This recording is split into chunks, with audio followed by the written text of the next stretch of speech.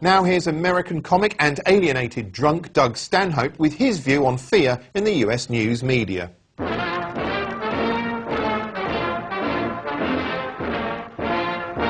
I'm Doug Stanhope, and that's why I drink.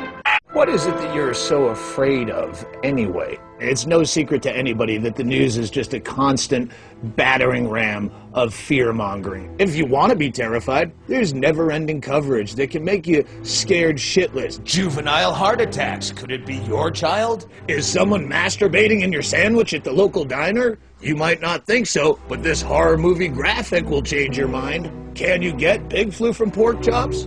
No. The calls are coming from inside the house! Shots fired. Shots fired. 207. You must get out of the house! Where's your teen right now? Probably getting the shit kicked out of him. You make me so pissed!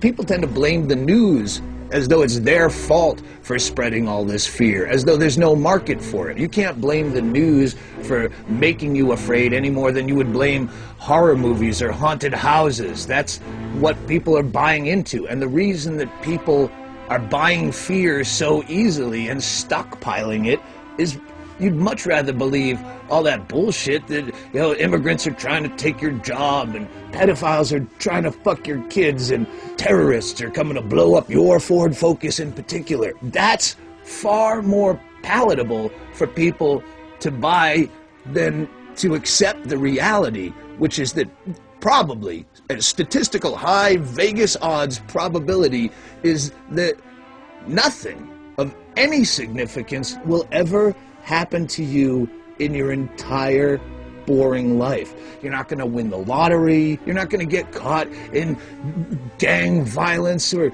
school shootings. You're not going to get date raped. I know you put a napkin over your glass when you go out to have a cigarette so no one slips something in there and fucks you later.